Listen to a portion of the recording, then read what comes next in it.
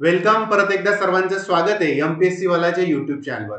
तुम्ही जर एएनएमच्या बेसिसवर आरोग्य सेविकेची परीक्षा दिली असेल जिल्हा परिषद अंतर्गत तर तुमचे रिझल्ट यायला सुरुवात झालेली आहे. आतापर्यंत ज्या तुमच्या 18 जेडपीच्या परीक्षा झाल्या होत्या, कारण 16 जेडपीच्या परीक्षा आहेत, त्यातल्या 13 पेसाच्या आणि 3 इतर या बाकी होत्या, त्या आता होणार आहेत. त्याचा टाइम टेबल पण आलेला आहे. पण 18 जेडपीच्या परीक्षा तुमच्या आरोग्य सेविकेच्या झाल्या होत्या एएनएमच्या बेसवर. तर त्यातलं सोलापूर, बीड, बघा सोलापूर, बीड, रायगड, नागपूर, बुलढाणा, वर्धा, सांगली आणि वाशिम या 8 जिल्हा परिषदांचा आरोग्य सेविका या पदाचा रिझल्ट जो आहे तो डिक्लेअर झालेला आहे. राहिलेल्या ज्या तुमच्या 10 जिल्हा परिषद आहे त्याचा निकाल सुद्धा रिझल्ट जो आहे स्कोअर लिस्ट तो लवकरच जाहीर होणार आहे.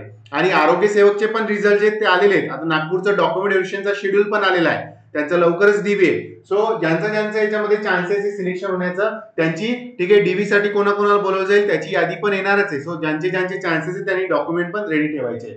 निकाल कुठे बघायचा आपल्याला, तर आपल्या जिल्ह्याची जी जिल्हा परिषदेची वेबसाईट आहे, ज्या जिल्ह्यामध्ये तुम्ही अर्ज केला असेल त्या जिल्हा परिषदेच्या वेबसाईटवर जायचंय, तुम्हाला गुगलला टाकायचंय आणि तुम्हाला सरळ सरळ ठीक आहे जिल्हा परिषद भरती 2023 भरतीचे निकाल तिथं दिसून जातील. इथे जर तुम्ही बघितलं तर जिल्हा परिषद बीड सन 2023 सरळ सेवा भरती निकाल आरोग्य सेविका या निकालावर जर तुम्ही क्लिक केलं तर तुमचा पूर्ण निकाल तुमच्या समोर जो आहे तो येणार आहे. आता तुम्ही सर याच्यावर कसं ओळखायचं की आमचं सिलेक्शन झालं की नाही, त्याच्यामध्ये तुम्हाला टोटल जागा बघता येतात बघा. ठीक आहे, इथं तुमचं पूर्ण नाव असतं, ठीक आहे, रोल नंबर, तुमची कास्ट, नाव, तुम्हाला किती मार्क मिळालेले, डोमिसाइल, एनसीएल.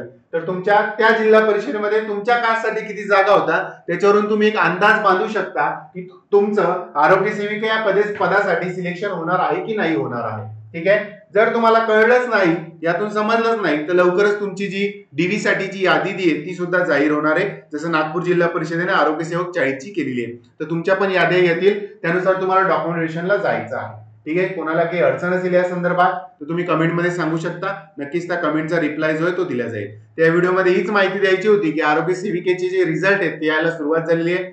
18 जिल्हा परिषदांचे पेपर झाले होते, त्यातल्या 8 जिल्हा परिषदांचे रिझल्ट जे स्कोअर लिस्ट आलेले आहेत. लवकरच बाकीच्या जिल्हा परिषद सुद्धा स्कोअर लिस्ट येऊन जातील.